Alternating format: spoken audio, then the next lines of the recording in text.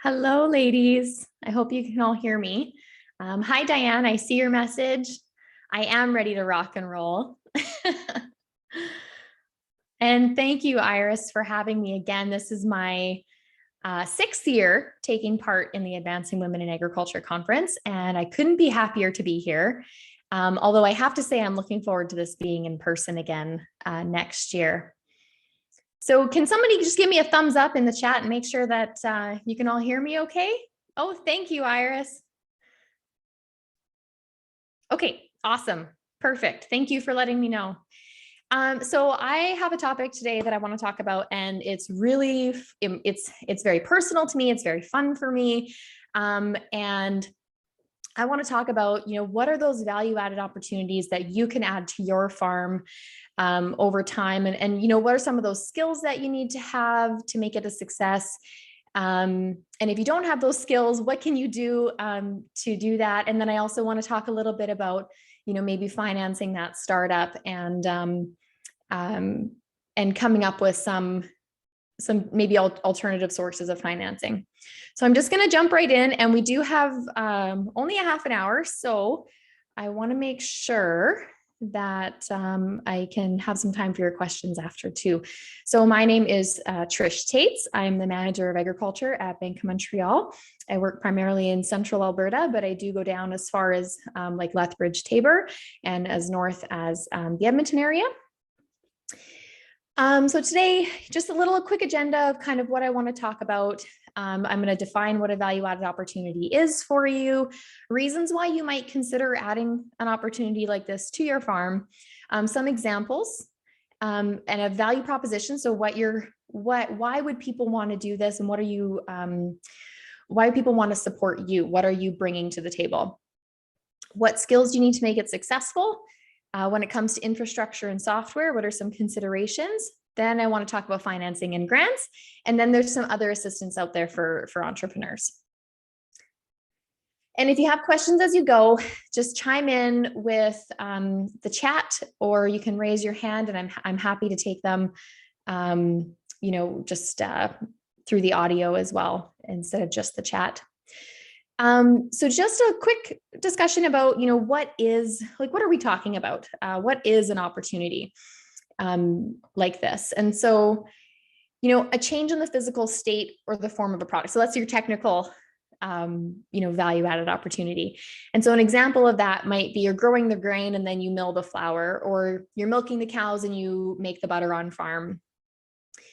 Or it can be the increased utility that a company creates for its consumers or clients. So really it's providing a service. So a great example of this is there's a service around Southern Ontario, and they go around farm to farm and use the farm's milk to make cheese on the farm for the farmers for their own consumption. So that's a really cool service that's offered in the agriculture space.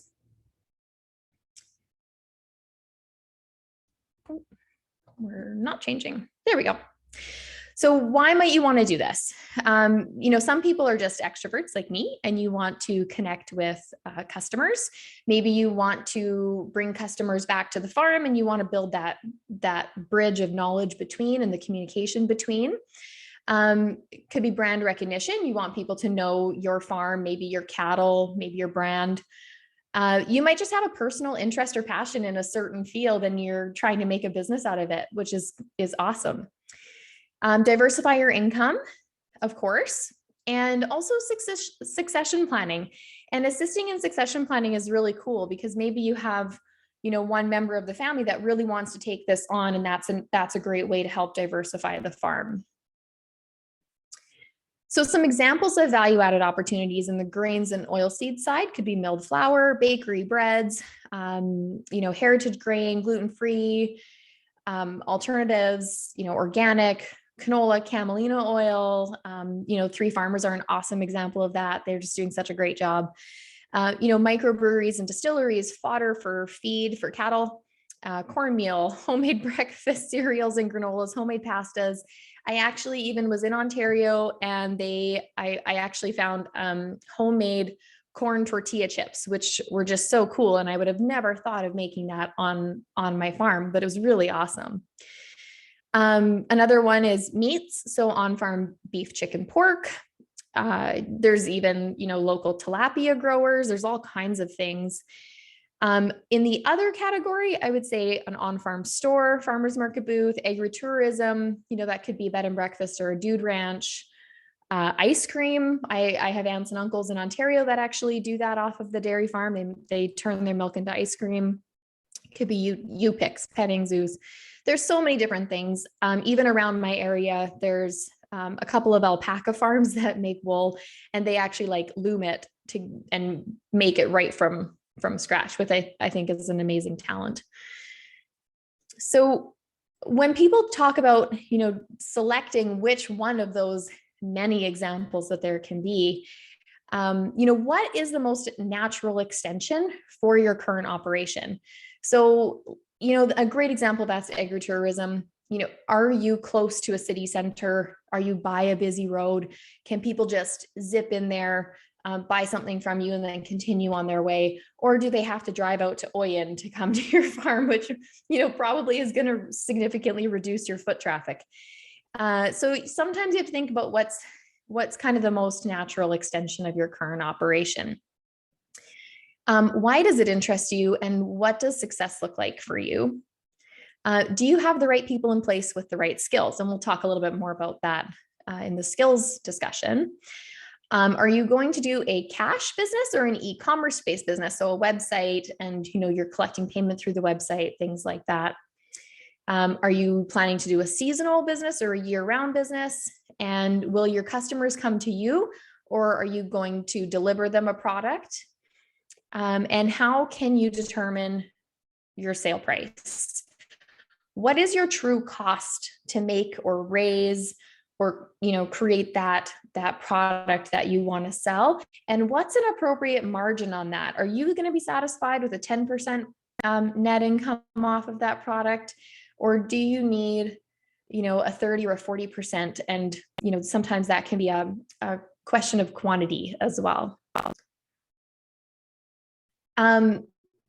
One thing that we often don't think about is how much inventory do we need to carry. So if you are the alpaca farm and you're going to start taking that alpaca hair and creating that into wool, and then you're going to make that into yarn, and then you're going to make that into knitted products, how much of this needs to go all the way through the cash flow cycle and the business cycle? And how much of that inventory do you need to carry? Now, if you are carrying a lot of inventory, do you need storage for that inventory? Do you need a retail space? Do you need a parking lot? Do you need bathrooms for customers? There's all kinds of infrastructure that can take place. And then, what does your cash flow cycle look like?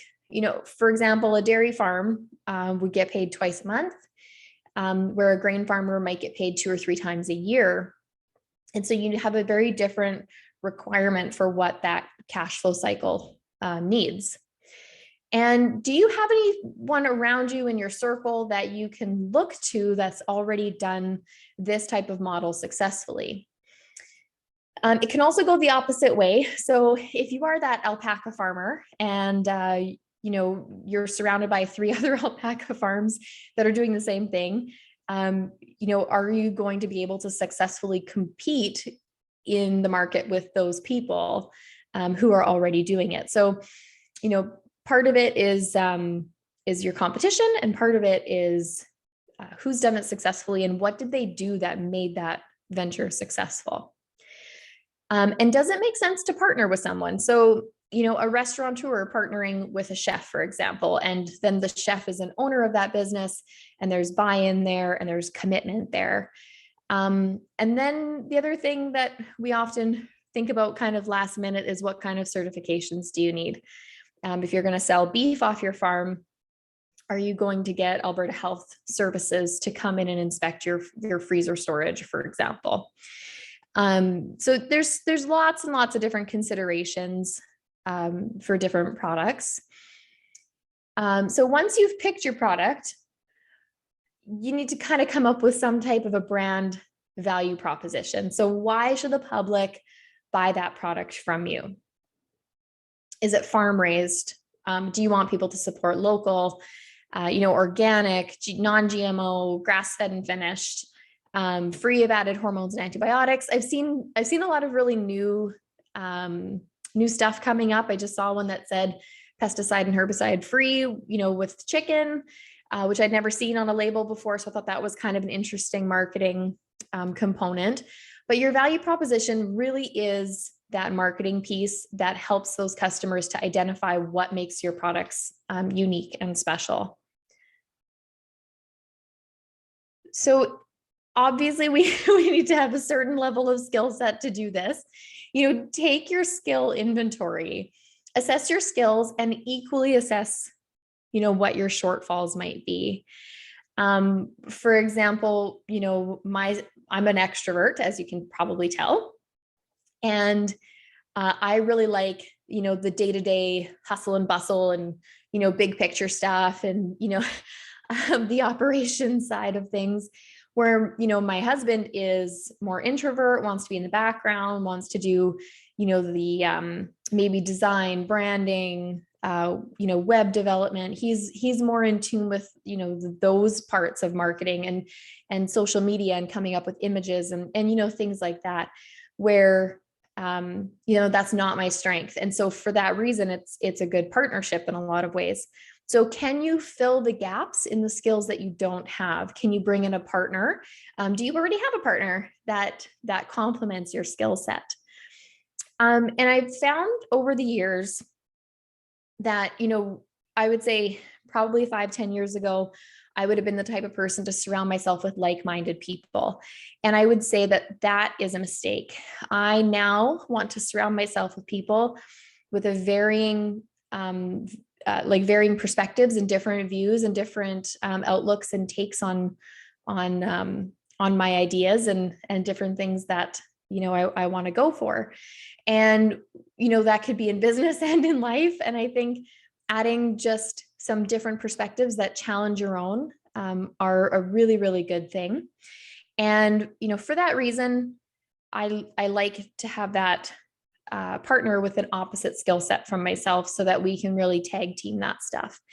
So that's just some things to think about if you are kind of going down that line. And I'm just going to check the chat and make sure that I'm not missing any questions. And I'm sure that Glacier Farm Media will let me know if I am. But again, if you do have anything as I go, just pop it in the chat. So some skills needed for, like, if you're going to do direct sales off your farm, maybe that's a store, maybe that's a web development. It could be a lot of different things. What kind of, if you're going to be customer facing, that's a little bit of a different skill set, I would say, than if you're, on a web development platform. The logistics component is something I think that probably everybody who's doing anything agriculture struggles with anyway. But basically, logistics is just how and where are you moving your products to and from. So, whether that's, FedEx or Purolator or, all of those things, those are all your logistics. If your product has to go out for processing, how do you get it back from the processor, to wherever it needs to go? So those are all some really interesting logistics. The branding of your business is a really interesting component. You really want to be identifiable, have a very clear, I would say one of the biggest mistakes that I see is logos that are hard to read or hard to read from far away. So, make sure that your colors that you're using are complementary. Make sure if you show somebody, hold it up across the room and say, can you read it? And if they can't, maybe you need to take another look at your logo development. But marketing is essentially, how do your customers find out about you and how do they find out about your products? So, that's where the logo comes in, your online sales, Facebook, Google. I would say that the University of YouTube is a wonderful resource. And so if you're not sure how to use Google Ads and AdWords, I know that Google has their own kind of university, I would say, to teach you how to do that. And they'll give you like a little certificate of completion. So I highly recommend doing that. customer service is not equal for us all. I mean, I can be really good at customer service one day, and then something happens and I do not want to deal with people and their craziness. And sometimes I get an email in and, I have to just let it sit for a little bit before I reply. And, it's different. You find your own techniques with customer service as you go, and dealing with complaints or issues as you go. But that's a skill for sure. And it's really nice to have somebody that you can bounce, that customer complaint off of. So I definitely suggest having, that partner that can help you reason through that stuff. Financial and business planning, of course, is key. If you don't have a financial or business plan, you probably are not going to get any financing. So, you have great resources in your bankers, in your accountants, to help you put something together. And networking, identify key individuals to lean on and to learn from. For me, I got to give a shout out to Iris Mack. She has been an amazing source for me to bounce ideas from. And I think if you are looking for a value-added opportunity for your farm, set yourself up with 3 or 4 great people that you can talk to. And I do see a question. If you are short on cash, which ones of the various marketing tools would you recommend first? So social media in a lot of ways is free. You only pay when you're doing, boosted posts or things like that. So you can do quite a lot through social media. So if you are short on cash, there's lots of great ways that you can do that. Or just, start with boosting posts, $10 here, $20 there. I don't suggest, jumping in at $20 or $30 a day spending. You can do $20 and run that boosted post for, 5-6 days. And you get some pretty good traction out of that over time. So it doesn't have to be big budgets for sure. I hope that answers your question. Oh, great. You're welcome. So when we look into doing any type of an on-farm extra business add-on, we need to really carefully look at what do we need to get started. There's infrastructure. Maybe you need traffic because it's agritourism. Inventory. Maybe you're carrying lots of products in an on-farm store that requires a heavy inventory overhead.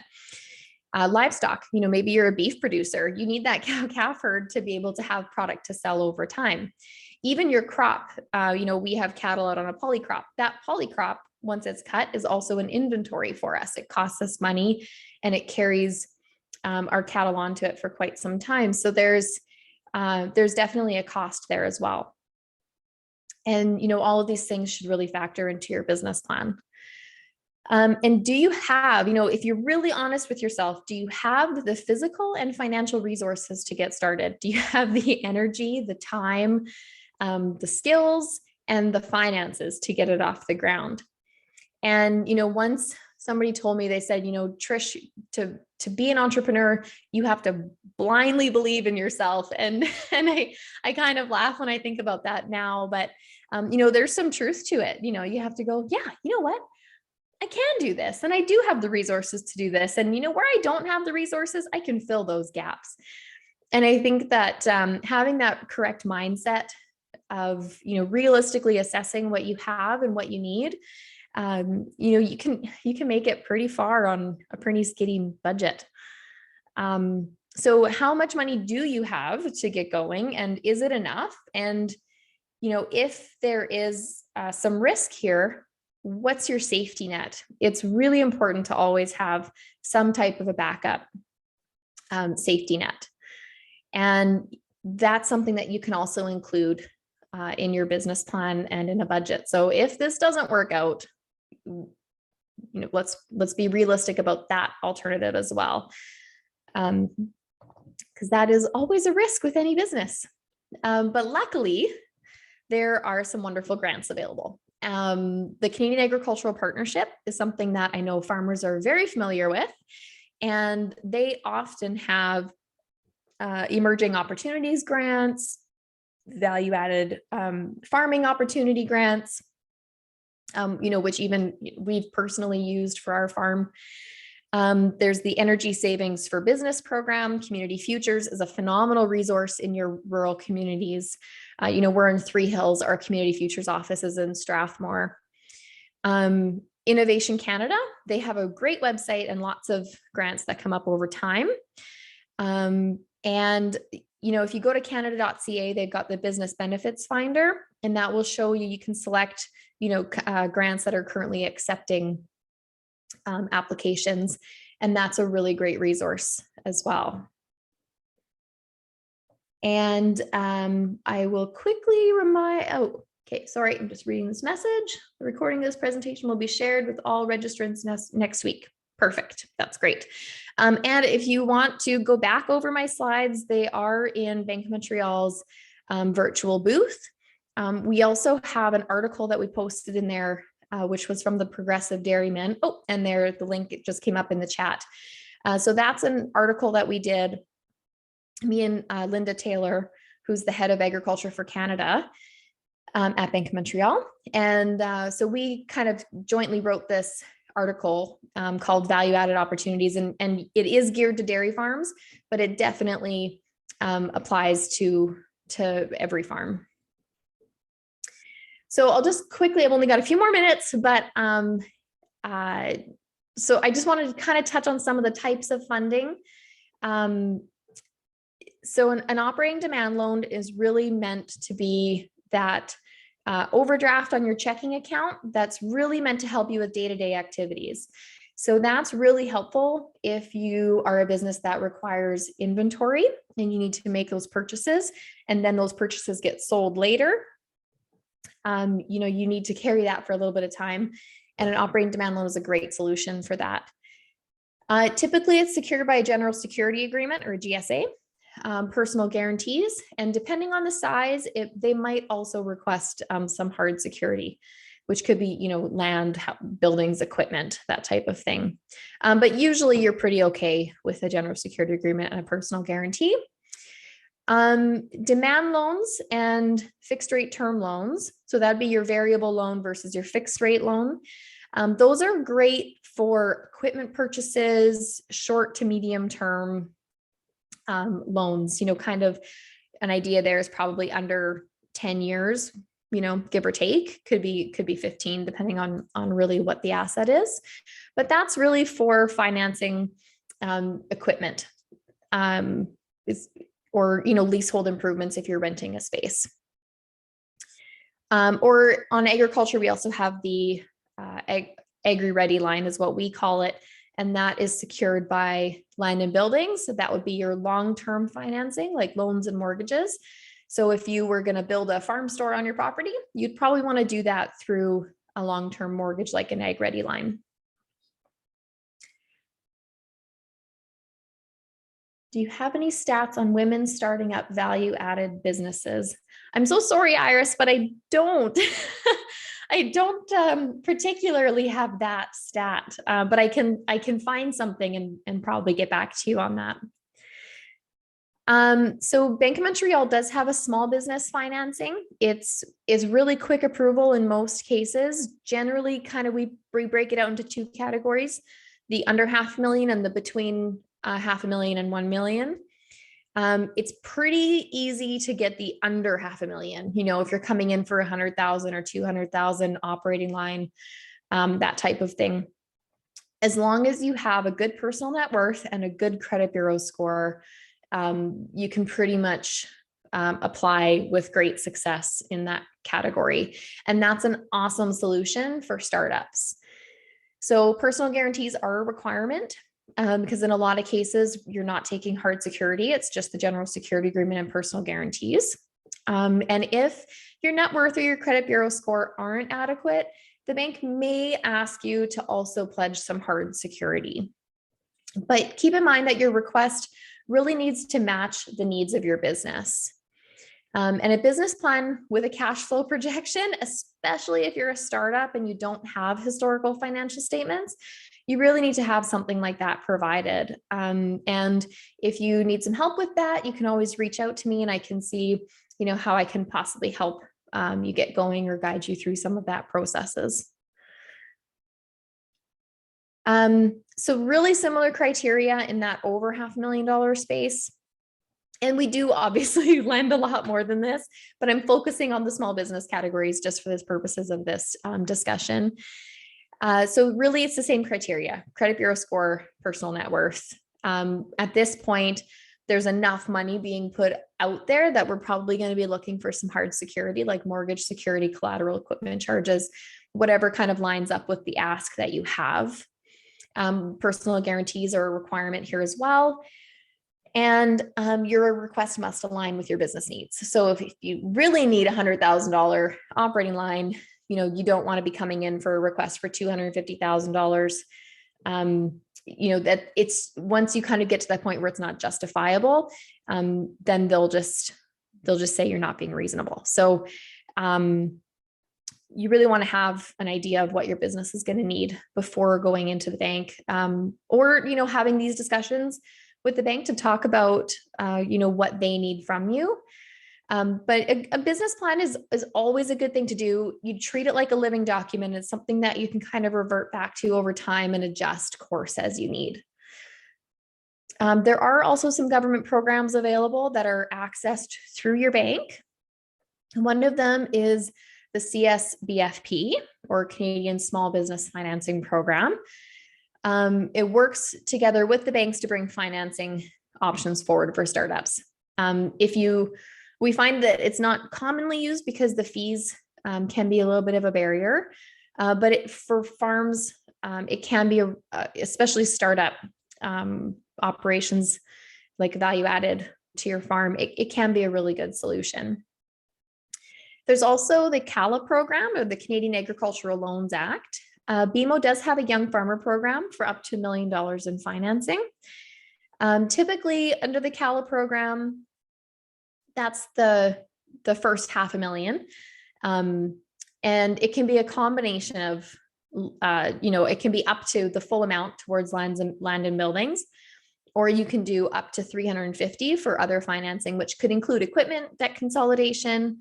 And then if you did use the 350 there, you can use the remaining 150 towards land and buildings still. So it's a $500,000 aggregate limit. And BMO does have the Young Farmer Program, which will add on an additional $500,000 to that internally. So there is other assistance for entrepreneurs out there, which, I really think you've got to form a good advisory team around yourself. You've got to have a great banker, accountant, and a lawyer. And, your lawyer can help you with incorporating your business if that's what you want to do. They can help answer questions of, to do it or not to do it, and the liability that could go either way. The Business Benefits Finder is again a great tool. It's not just for grant programs, it's also for mentorship programs, for advisory programs. There's some really, really cool stuff on there that doesn't necessarily have to be financial, but is just really great to help your business get going. Your local Communities Futures branch, they also do have advisors. And Economic Developers Alberta is a great place to go. And your local county office, they often do training, seminars, and other resources. So I crammed that through. I would have loved to have more time to have this as a discussion, but I'm happy to take your conversation and questions offline as well. And so please take my contact information. And if you are considering a startup on your farm, to supplement your income or just do something you're passionate about and you want to chat about it, just give me a call and I can try to do my best to help guide you through the program.